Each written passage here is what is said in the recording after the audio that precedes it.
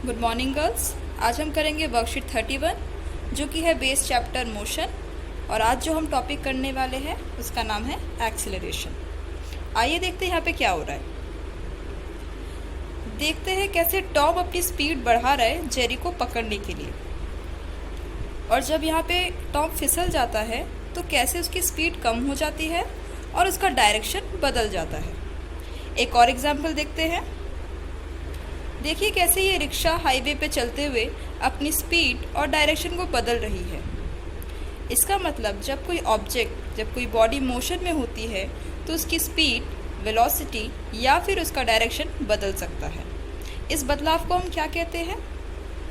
इसे हम कहते हैं एक्सेलरेशन। एक्सेलरेशन मतलब a change in velocity over time, यानी किसी चीज़ का स्पीडिंग अप या स्लोइंग डाउन होना या फिर उसकी डायरेक्शन में चेंज होना। इसे हम त्वरण भी कहते हैं। असमान गति में वेग समय के साथ बदलता रहता है। इसमें गति का बढ़ना या धीमा होना होता है या दिशा में बदलाव होता है। अब हम इसे कैलकुलेट कैसे करें? क्योंकि ये चेंज इन वेलोसिटी हमें एक्सेलरेशन के लिए हमें चेंज इन वेलोसिटी ढूंढना है और उसे डिवाइड करेंगे हम टाइम टेकन। अब हम चेंज इन वेलोसिटी कैसे निकालें?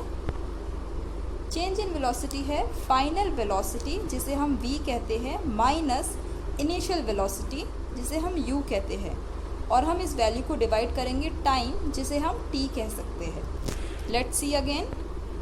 त्वरण निकालने के लिए हमें वेग में परिवर्तन को ढूंढना पड़ेगा और उससे भाग करना पड़ेगा कि उसे कितना समय लिया, यानी अंतिम वेग v माइनस प्रारंभिक वेग, और उसे हम डिवाइड करेंगे समय यानी t से।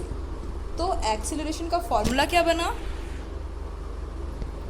a is equals to v minus u divided by t, final velocity minus initial velocity और डिवाइड करेंगे t यानी टाइम से। इसकी SI unit metre per second square होती है। फिर से रिवाइज करते हैं कि एक्सेलरेशन में क्या क्या चेंजेस होते हैं। Speed can change, direction can change.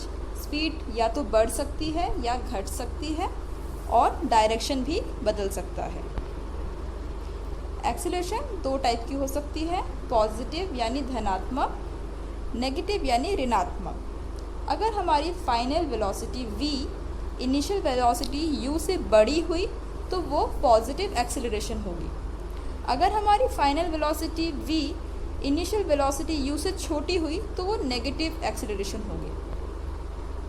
Positive acceleration को हम एक्सीलरेटेड मोशन भी कहते हैं। नेगेटिव एक्सेलरेशन को हम रिटार्डेशन कहते हैं, यानी त्वरित गति और मंदन गति। कुछ एग्जाम्पल्स देखते हैं। यहाँ पर एक बस खड़ी है जो कि रेस्ट पे है। रेस्ट यानी उसकी स्पीड, इनिशियल वेलोसिटी अभी 0 है, और जब ये बस स्टार्ट हो जाएगी तो इसकी वेलोसिटी धीरे धीरे बढ़ने लगेगी। तो ये कौन सी एक्सेलरेशन होगी? ये होगी पॉजिटिव एक्सेलरेशन, क्योंकि यहाँ पे v u से ज़्यादा है। और अगर इस चलती हुई गाड़ी पे एकदम से ब्रेक लगा जाए तो इसकी वेलोसिटी धीरे धीरे घटने लगेगी। इसका मतलब ये एक नेगेटिव एक्सेलरेशन होगा। और अगर कभी ऐसा हुआ कि हमारी